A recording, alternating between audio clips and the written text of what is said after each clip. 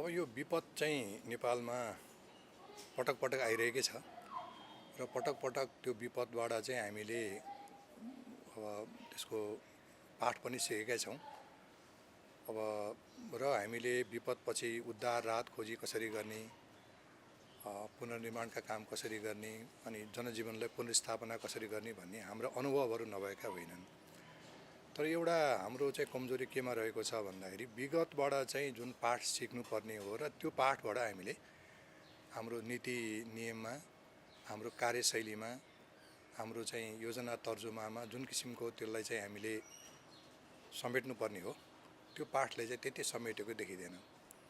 र त्यसले गर्दाखेरि के छ भने पटक पटक चाहिँ हामीले त्यो गल्तीहरू दोहोऱ्याइरहेका छौँ। जुन गल्ती नहुनु पर्ने हो, उद्धार राहत खोजी कार्यमा गल्ती नहुनु पर्यो त्यो गल्ती दोहोरिएको छ, पुनर्निर्माण पुनर्स्थापनामा त्यो गल्तीहरू दोहोरिएको छ। किनभने विगतबाट त्यो पाठ चाहिँ हामीले राम्रोसँग नसिकेको हुनाले त्यो गल्ती दोहोरिएको हो। कुनै पनि संरचनाको निर्माण गर्दाखेरि हामीले बिर्सिनै नहुने कुरा त हामी नेपाल भनेको असाध्यै विपदको जोखिममा परेको मुलुक हो भन्ने कुरा बिर्सिनु हुँदैन है। र त्यो पूर्वाधारको चाहिँ निर्माण गर्दा हामीले चाहिँ अब त्यहाँका जो सेवाग्राहीहरूको सुविधाहरू त हेर्छौँ नै, सरकारको बजेट पनि हेर्छौँ, हाम्रो अरू वातावरण पक्ष पनि हेर्छौँ। तर के भनेदेखि विपदको बेलामा यो पूर्वाधारले काम गर्छ कि गर्दैन र यो पूर्वाधारलाई यदि कुनै किसिमको क्षति भयो भने त्यसलाई हामी कसरी पुनर्स्थापना गर्छौँ भने त्यो पक्ष चाहिँ हाम्रो एकदमै कमजोर छ।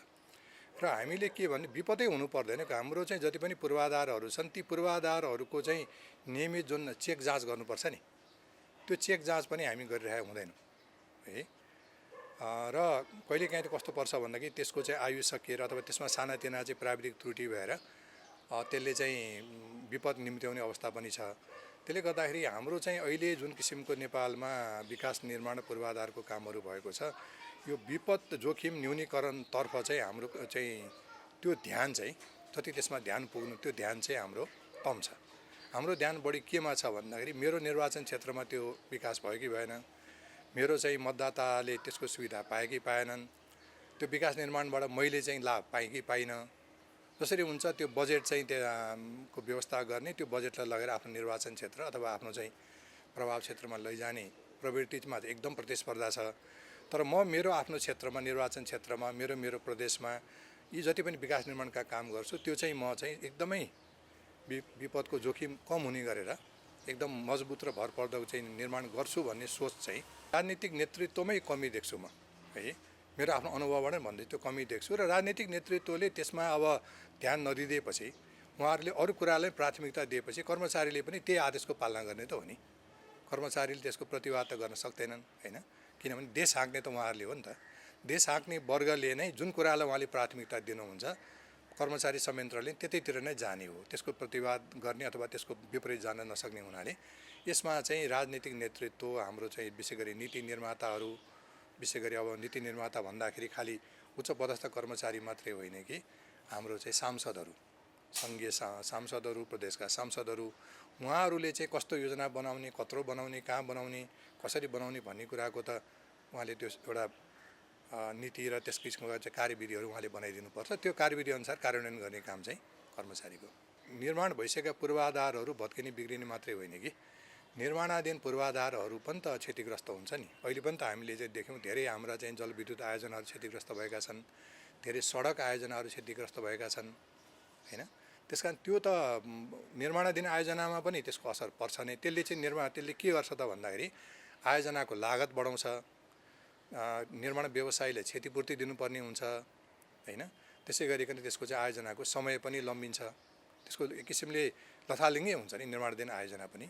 र अर्कोतर्फ चाहिँ जुन निर्मित हाम्रा संरचनाहरू पनि भत्किदिएपछि त्यसले चाहिँ जुन सेवाग्राहीले सेवा दिइरहेको थियो, जुन किसिमको चाहिँ मान्छेले त्यसबाट चाहिँ आफ्नो सेवा पाइरहेको थियो, त्यो सेवा अवरुद्ध हुन जान्छ।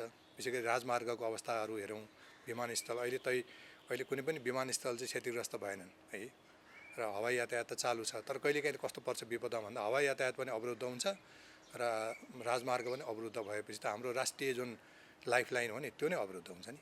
हाम्रा मन्त्रालयहरू, विभागहरू चाहिँ नियमित वार्षिक कार्यक्रमहरू सञ्चालन गर्नमै व्यस्त हुन्छन्, उनीहरूलाई त्यही गर्नमै अब समय निकाल्न गाह्रो छ। त्यसमा चाहिँ त्यस्तो ठुलो विपत्ति आएपछि त्यसले जुन अर्को चाहिँ भार थपिन्छ नि, त्यो भार थेक्नको लागि चाहिँ अहिलेको यो चाहिँ वर्तमान संरचनाले भ्याउँदैन। त्यसको लागि के गर्नुपर्छ त भन्दा जस्तो पहिले हामीले 72 सालको भूकम्पपछि राष्ट्रिय पुनर्निर्माण प्राधिकरण भनेर विशेष व्यवस्थै गरेर 5 वर्षको लागि भनेर एउटा विशेष संरचना बनायौँ। त्यस्तै गरिकन विपदको चाहिँ आकार प्रकार हेरिकन हामीले त्यही स्केलको नभए सानो स्केलको कुनै आयोजना हैन विपदपछिको पुनर्निर्माण आयोजनाहरू हामी गर्न सक्छौँ अथवा कुनै किसिमको आजकल कुनै समिति बनाएर विकास समिति बनाएर त्यो जिम्मा पनि दिन सक्छौँ। त्यसको लागि चाहिँ अलग्गै प्रशासनिक संरचना आवश्यक हुन्छ र यो नियमित कार्य शैलीबाट चाहिँ यो काम चाहिँ हुन सक्दैन। यो भन्दा मलाई दुःख लाग्छ कि हाम्रो सामर्थ्य चाहिँ कमजोरै छ। हाम्रो जुन किसिमको राज्य व्यवस्था छ, जुन किसिमको हाम्रो सरकारी संयन्त्रहरूको सरकारी निकायहरूको क्षमता छ, त्यसको आफ्नो सीमा छ है। तर जुन किसिमको देशमा विपदहरू आउँछन्, ठुला साना विपदहरू आउँछन्, त्यो विपदको आकार प्रकार चाहिँ ठुलो छ। त्यसकारण त्यसलाई सामना गर्नको लागि हाम्रो अहिले वर्तमान हाम्रो चाहिँ राज्य व्यवस्था र हाम्रो चाहिँ निकायहरूको जुन क्षमताले पर्याप्त छैन। त्यसले गर्दाखेरि अब त्यो क्षमता पर्याप्त हामीले के गर्नु पर्यो त भन्दा पहिलो काम चाहिँ हाम्रा निकायको क्षमता वृद्धि गर्नु पर्यो। त्यो भनेको उनीहरूले पर्याप्त बजेट, पर्याप्त साधन स्रोत, पर्याप्त जनशक्तिको व्यवस्था गर्नु पर्यो। अब हामी सेना घटाउने, प्रहरी घटाउने, निजामती कर्मचारी घटाउने, उनीहरूको तलब सुविधा पनि घटाउने कुरा एकातिर हामी राजनीतिक वृत्तमा हामी गर्छौँ। अर्कोतिर चाहिँ विपद पर्दाखेरि दिनरात खटिने त फेरि उनीहरू हुन् हैन, अरू त खटिँदो रहेछ। त्यसले गर्दा ती निकायहरू चाहिँ हामीले सबल बनाउनु पर्यो, सक्षम बनाउनु पर्यो र साधन स्रोत सम्पन्न बनाउनु पर्यो। यो सानातिना चाहिँ अब तपाईँको एउटा चाहिँ ऱ्याफ्टिङ बोट नहुने, सानातिना चाहिँ डोरीको व्यवस्था नहुने, अब हेलिकप्टर नपुग्ने यस्ता कुराहरूले गर्दाखेरि भएको चाहिँ अब चाहिँ जनशक्ति पनि राम्रोसँग परिचालित हुन पाएन कि। त्यसले गर्दाखेरि त्यसतर्फ हामीले ध्यान दिनु पर्यो। गाउँ गाउँमा चाहिँ स्वागतद्वार भ्यू टावर बनाउनुको सट्टामा हाम्रा यी निकायहरूलाई चाहिँ साधन स्रोत सम्पन्न बनाइदिनु पर्यो ताकि आपद विपदमा यिनीहरूले सहयोग गर्न सकुन्। अब यिनीहरूलाई दोष दिएर मात्रै त काम छैन। त्यसमा अर्को कुरा के गर्नु पर्ने, जुनको त्यति हुँदाहुँदै पनि हाम्रो क्षमताले नभ्याउने कुनै किसिमको परिस्थिति आइलाग्यो भने हामीले विदेशी सहयोगको हामीले चाहिँ माग गर्नुपर्छ। विशेष गरी त्यो छिमेकीहरू छ, हाम्रो दुईतिर त एकदमै सबल छिमेकीहरू छन्। ती छिमेकीहरूको चाहिँ हामीले तत्काल सहयोग चाहिँ हामीले लिनुपर्ने हुन्छ, किनभने त्यसमा हामीले लाज मान्नु हुँदैन। त्यसमा छिमेकीसँगको सम्बन्ध भनेको चाहिँ यहाँनिर आउँछ कि, र त्यो उनीहरूले जति छिटो चाहिँ हामीलाई चाहिँ सहयोग गर्न सक्छन् त्यो अरूले सक्दैन। देशभित्रको चाहिँ जुन निजी क्षेत्र भन्दाखेरि विशेष गरी अब हाम्रो चाहिँ विकास निर्माणसँग सम्बन्धित जुन क्षेत्र भनौँ, निर्माण व्यवसायीहरू, अरू प्राविधिक क्षेत्रहरू, उनीहरूबाट हामीले सहयोग लिने हो। अब उनीहरूलाई परिचालन गर्न पनि त राज्यसँग साधन स्रोत हुनु पर्यो नि त। सित्तैमा स्वयंसेवी हिसाबले त उनीहरू परिचालित हुन सक्दैनन्। मैले अघि नै भनिसकेँ, राज्य नै कमजोर भइसकेपछि निजी क्षेत्रले उसले परिचालित गर्न सक्दैन हैन। त्यस कारणले अब त्यो निजी क्षेत्रले पनि गर्न सक्ने जुन सहयोगको पनि एउटा सीमा छ है। सीमा भएको हुनाले हामीले चाहिँ अब पुनर्निर्माणमा निजी क्षेत्रले गर्ने सहयोग भने जस्तो हामी कुनै पनि निर्माणका कामहरू गर्दा अब काम त निजी क्षेत्रले गर्ने हो नि त, निर्माण व्यवसायीले गर्ने हो, परामर्शदाताहरूले नै गर्ने हो, अरूले त गर्ने होइन। त्यो उनीहरूलाई त अहिले पनि हामीले एन्गेज गराइरहेकै छौँ, नगराएको होइन। तर उनीहरूलाई जुन किसिमको भुक्तानी दिनुपर्छ, त्यो भुक्तानी दिने पैसा त सरकारसँग हुनु पऱ्यो नि। सरकारले आफ्नो स्रोतबाट व्यवस्था गर्नु पऱ्यो। होइन भने चाहिँ के गर्नु पऱ्यो भन्दाखेरि बाहिरी सहयोग चाहिँ हामीले लिनु पऱ्यो। तर बाहिरी सहयोग लिँदाखेरि हामीले के विचार गर्नु पऱ्यो, कुनै ऋण लिएर होइन, छिमेकीहरूसँग हामीले चाहिँ आह्वान गर्नु, हामीले चाहिँ अनुरोध गर्नु पऱ्यो कि हामीलाई यस्तो विपद पऱ्यो, हामीलाई केही सहयोग चाहियो भन्दा गर्छन्, छिमेकीहरूले बेला बेलामा गरेकै छन्। तर त्यो चाहिँ हामीले गर्न सक्नु पर्यो, त्यो चाहिँ हैसियत हामीले राख्नुपर्छ। उदाहरणको लागि भनौँ न, अब चाहिँ हाम्रो चाहिँ अब हेलिकप्टरहरूको व्यवस्था तत्काल उद्धार राहतमा हुन सकेन भने हामी हेलिकप्टर मगाउन सक्छौँ नि, छिमेकी देशबाट आइपुग्छ नि त, 1-2 घन्टामा आइपुग्छन् उनीहरू। उद्धार सबभन्दा पहिलो काम त उद्धार राहत, मान्छेको ज्यान जोगाउनु पऱ्यो नि र फँसेका मान्छेलाई बचाउनु पऱ्यो नि। त्यसको लागि त हाम्रो साधन स्रोतले भ्याएन भने हामीले हाम्रो छिमेकीहरूसँग हामीले चाहिँ सहयोगको चाहिँ हामीले माग गर्नु पऱ्यो। एउटा चाहिँ हाम्रो उद्धार सामग्रीको लागि, उद्धार टोलीको लागि त्यो हामी गर्न सक्छौँ। अर्को कुरा कहिलेकाहीँ के पर्छ भने खाद्यान्नको समस्या भयो। हाम्रो चाहिँ खाद्यान्नको मौजदात नभएर अब खाद्यान्नको चाहिँ हाहाकार पऱ्यो भने हामी उनीहरूसँग एयरलिफ्ट गरेर पनि तत्काल चाहिँ खाद्यान्नको आपूर्ति पनि गराउन सक्छौँ है, हाम्रो क्षमताले भ्याएन भने। त्यो एउटा। दोस्रो कुरा चाहिँ अब पुनर्निर्माण र पुनर्स्थापनामा चाहिँ के गर्नुपर्छ, उनीहरूबाट चाहिँ हामीले अब त्यो सहयोग लिने भनेको अब सहुलियत रूपमा ऋण पनि लिन सक्छौँ र केही अनुदान पनि लिन सक्छौँ है। त्यस कारणले हाम्रो विगतको अनुभव पनि छ, भारत र चीनबाट हामीले जुन सहयोगहरू लिएका छौँ त्यो सहयोग लिएर चाहिँ हामीले त्यो पुनर्निर्माणको काम गराउनु। पुनर्निर्माणको कामले समय लिन्छ कि त्यो तत्काल हुँदैन। यो त्यो समय लिने हुनाले हाम्रो चाहिँ विगतको अनुभवले समेतलाई समेटेर हामीले त्यो सहयोग लियो भने चाहिँ त्यो हुन्छ, काम गर्न सकिन्छ। अहिलेको यथास्थितिमा त राख्दैन है, यथास्थितिमा राख्दैन। यसको लागि चाहिँ हामीले विशेष अब संयन्त्र बनाउनुपर्छ। त्यो भनेको के हो त भने कि चाहिँ हामीले अहिलेको राष्ट्रिय विपद न्यूनीकरण तथा व्यवस्थापन प्राधिकरण छ, त्यसलाई नै अब थप जिम्मेवारी दिएर पुनर्निर्माण र पुनर्स्थापनको जिम्मेवारी दिनु पर्यो, साधन स्रोत व्यवस्था गर्नु पर्यो। होइन भने चाहिँ कुनै एउटा आयोजना, एउटा प्रोजेक्ट खडा गरेर होइन विपद पछिको पुनर्निर्माण सम्बन्धी एउटा आयोजना खडा गरेर त्यो आयोजनामा स्वदेश सरकारी नेपाल सरकारको लगानी, वैदेशिक लगानी समेत राखेर त्यो काम चाहिँ हामीले समय 5-6 वर्ष लगाएर त्यो काम चाहिँ हामी गर्न सक्छौँ। तर त्यसको लागि स्पेसलाइज एजेन्सी चाहिँ हामीलाई आवश्यक पर्छ नि। यो नियमित अब अहिलेको मौजूदा हाम्रो चाहिँ विभाग मन्त्रालयहरूको नियमित काम कारबाहीको तरिकाले हुँदैन। अहिलेको प्रचलित नीति कानुनहरूले चाहिँ खासै अवरोध गरेको छैन, त्यसले सहजीकरणै गरेको छ। किनभने अहिले धेरै हाम्रा चाहिँ ऐन नियमहरू हामीले त्यो अनुसार बनाएका पनि छौँ, नबनाएको होइन। अब हाम्रो जुन विपद व्यवस्थापन ऐन छ 2072 को, त्यसले पनि धेरै कुराहरूको व्यवस्था चाहिँ गरेको छ। तर भइदियो के त भन्दाखेरि त्यो ऐनलाई कार्यान्वयन गर्नको लागि संस्थागत जुन संरचना हो नि त्यो कमजोर भयो कि। संस्थाको चाहिँ व्यवस्थाहरू छ, त पुनर्निर्माण त्यो विपद व्यवस्थापन प्राधिकरण गठन त भयो, तर त्यो कमजोर भयो। उसले जुन किसिमको कमान्ड र कन्ट्रोल गर्ने उसको क्षमता भएन, गृह मन्त्रालयको एउटा अङ्गको रूपमा मात्रै रह्यो। त्यस कारणले गर्दाखेरि अनि तत्त अरू निकायहरू जुन छन् हाम्रा चाहिँ सेना प्रहरी जबै छन्, ती सेना प्रहरी छ भने पर्याप्त साधन स्रोत त छैन, म्यान पावरको पनि कमी छ, अरू उपकरणको पनि कमी छ। र अर्को कुरा के छ भन्दाखेरि अब हुन त विगतमा धेरै विपद व्यवस्थापन सम्बन्धी तालिमहरू चाहिँ सुरक्षाकर्मीलाई दिएको छ, निजामती कर्मचारीले पनि दिएको छ। तर भयो के भने ती कर्मचारीहरू चाहिँ त्यो विपद व्यवस्थापनको क्षेत्रमा खटिनुको सट्टामा उनीहरू अरू क्षेत्रमा चाहिँ सरुवा भएर गएका छन्। त्यसमा उनीहरूलाई परिचालित हुन सके, तालिम प्राप्त जनशक्ति छ, ती परिचालित हुन सकेका छैनन्। अब जो त्यहाँ अहिले चाहिँ जिम्मेवारीमा बसेका छन् उनीहरूलाई तालिम र त्यो अनुभव छैन, समस्या यहाँनिर छ। नेपाल असाध्यै बहुप्रकोप जोखिममा परेको मुलुक हो भनेर थाहा पाएको त हामीले धेरै भइसक्यो। अहिले चाहिँ तपाईँलाई सुन्दा अचम्म लाग्ला कि संसारका 200वटा मुलुकहरूमध्ये बहुप्रकोपको जोखिममा परेका देशहरूको सूचीमा नेपाल चौथो स्थानमा छ। पहिलो, दोस्रो, तेस्रो पछि चौथो स्थानमा छ। यस्तो किसिमको खतराको अवस्थामा छ। किनभने यहाँ एउटा भूकम्प मात्रै होइन, अरू देशमा त काहीँ बाढी आउला, काहीँ पहिरो आउला, काहीँ भूकम्प आउला। हाम्रो त बाढी पनि आउँछ, पहिरो आउँछ, भूकम्प आउँछ, तपाईँको चट्याङ पर्छ, आगलागी हुन्छ, अनेक छ नि, डढेलो लाग्छ। त्यस कारण यो किसिमको मुलुक भएको हुनाले हामीले चाहिँ कहिले पनि बिर्सिनु भएन कि हामी चाहिँ एकदम सुरक्षित छौँ भनेर।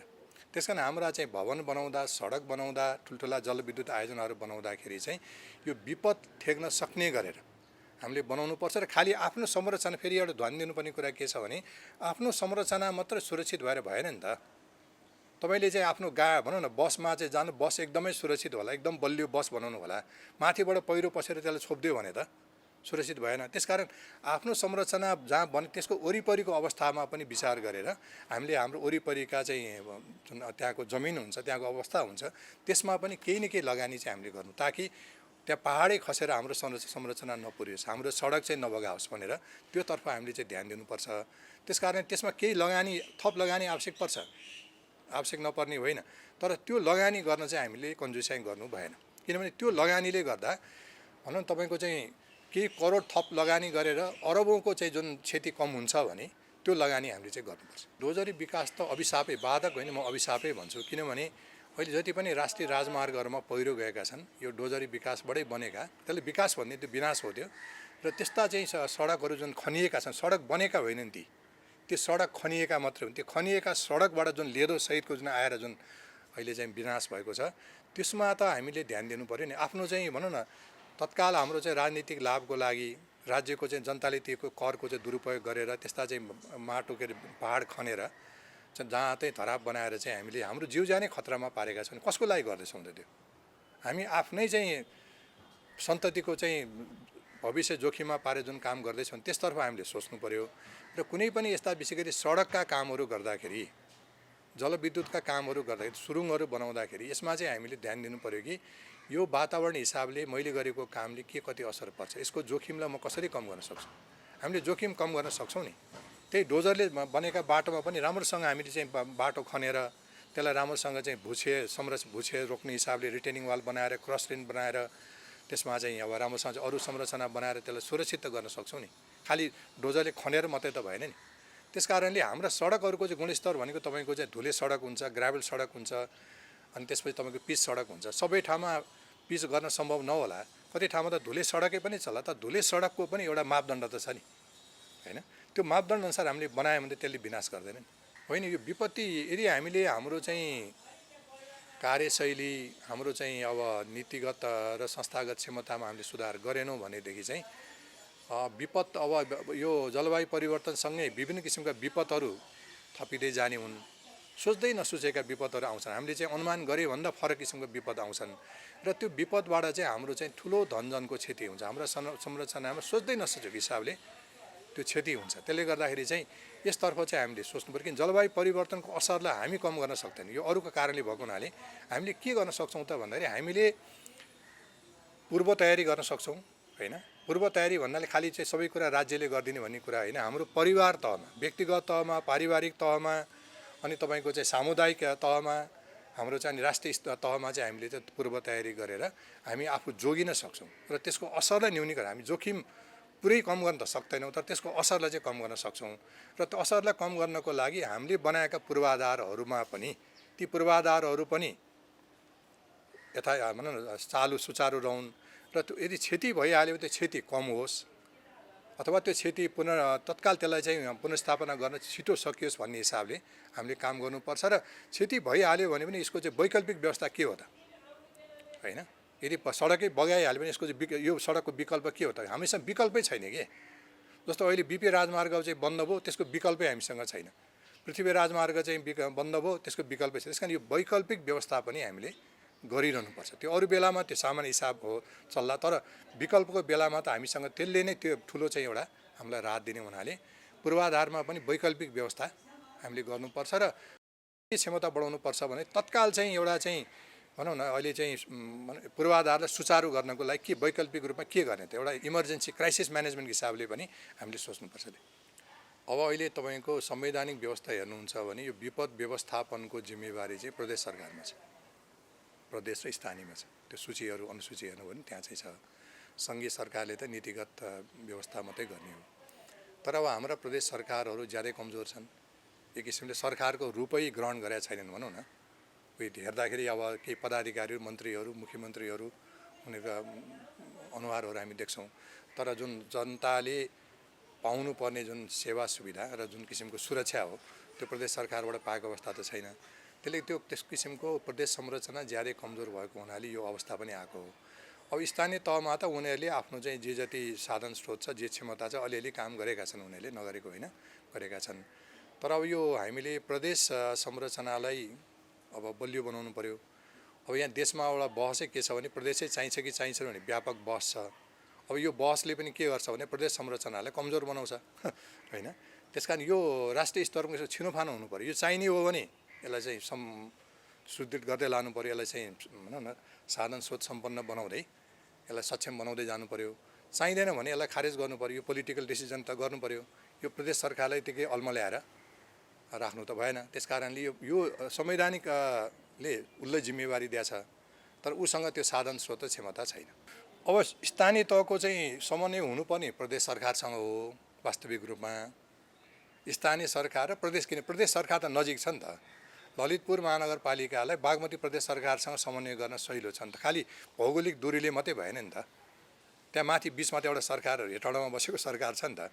त्यो सरकारको काम नै यस्तो स्थानीय स्तरको चाहिँ स्थानीय तहलाई चाहिँ सहयोग गर्ने, समन्वय गर्ने सारा कुराहरू त हो नि। सबै कुरा सिंहदरबारलाई ताकेर पनि भएन। र अर्को कुरा के पनि देखिन्छ भने अर्को हामीले हेर्नुपर्ने संस्थागत क्षमता भन्दाखेरि सरकारी संस्थाको मात्रै कुरा नगरौँ न हामी। सामुदायिक तहमा हाम्रो गैर सरकारी संस्थाहरू छन् नि। अब गैर सरकारी संस्थाहरू कति परिचालित भयो त? 38,000 40,000 छन् भन्ने सुनिन्छ।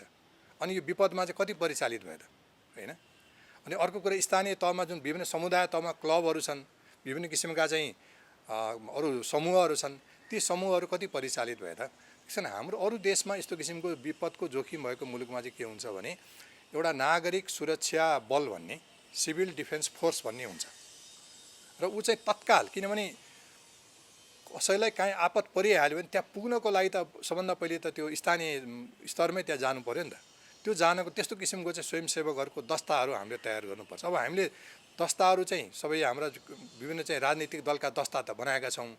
आम जनतालाई चाहिँ राहत र उद्धार गर्ने दस्ता त हामीले बनाएका रहेनछौँ त, देखियो नि त है। त्यस कारण त्यस्तो किसिमको नागरिक उद्धार अथवा गर्ने र अथवा नागरिकहरूको चाहिँ सुरक्षा गर्ने त्यस्तो सिभिल डिफेन्स फोर्स जस्तो त्यो चाहिँ हामीले चाहिँ बनाउन सक्यौँ भने त्यसले पनि काम गर्छ। अरू देशमा यस्तो व्यवस्थाहरू छ र समुदाय स्तरमा पनि हाम्रो चाहिँ पूर्व तयारी हुनुपर्छ। किन मलाई अहिले कुनै आपत पर्यो भने मैले गुहार्ने त मेरो छिमेकीहरूलाई हो नि त तत्काल, किन मेरो आफन्तहरूमा कुनै विदेशमा होला कुनै टाढा होलान्, उनीहरू आइपुग्न समय लाग्ला नि। मैले तर हाम्रो समुदायले चाहिँ ठ्याक्क चाहिँ तत्काल मद्दत गर्न सक्ने हुनाले त्यो पूर्व तयारी पनि समुदाय स्तरमा कम छ। किनभने अहिले फेरि विशेष गरी मैले याद काठमाडौँमा भएको जुन क्षति भयो त्यो क्षति कस्तो, मैले त्यो क्षतिको चाहिँ मैले विश्लेषण गर्दाखेरि कस्तो पाएँ भन्दाखेरि मान्छेहरू बाहिरबाट आएका छन्, यहाँ खोलाका किनारमा घर बनाएका छन्, भिरालोमा घर बनाएका छन्। ती घरका परिवारका मान्छेहरूको त्यहाँ स्थानीय समाजसँग कुनै सम्पर्कै छैन, चिनेकै छैन। को हो, को आएर बसे, को आएर, कोही डेरामा बसेका छन्। त्यो स्थानीय समुदायमा त्यो चाहिँ त्यो आबद्ध भएकै छैन। को हो उसलाई के आपत हो थाहा नै छैन, उसको कुनै सम्पर्कै छैन। त्यस यो यहाँनिर चाहिँ खतरा छ कि। त्यस कारण हामीले त्यो स्थानीय समुदायलाई चाहिँ कसरी चाहिँ सङ्गठित गर्ने, विशेष गरी विपद व्यवस्थापनको सामना गर्नलाई यो कुरामा चाहिँ हामीले विशेष स्थानीय तहले, वडाले, नगरपालिकाहरूले चाहिँ यसमा ध्यान दिनु पर्यो। र चाहे उनीहरू डेरामा बसुन्, चाहे उनीहरू अस्थायी बासिन्दा हुन्, चाहे उनीहरू घरवाला हुन्, यिनीहरू त आखिरमा नेपाली नागरिक हुन् नि त, त्यो स्थानीय बासिन्दा हुन् नि। त्यसमा कुनै भेदभाव चाहिँ गर्नु भएन। यो डेरावाल, यो घरवाला भन्ने भेदभाव जुन अहिले पालिकाले गर्छ नि त्यो होइन। आफ्नो पालिकामा बसेका नेपाली नागरिकको संरक्षण गर्नु अथवा विदेशी भए पनि मानवीय हिसाबले संरक्षण गर्नु पालिकाको कर्तव्य हो नि। त्यहाँनिर हामी चाहिँ चुकेका छौँ।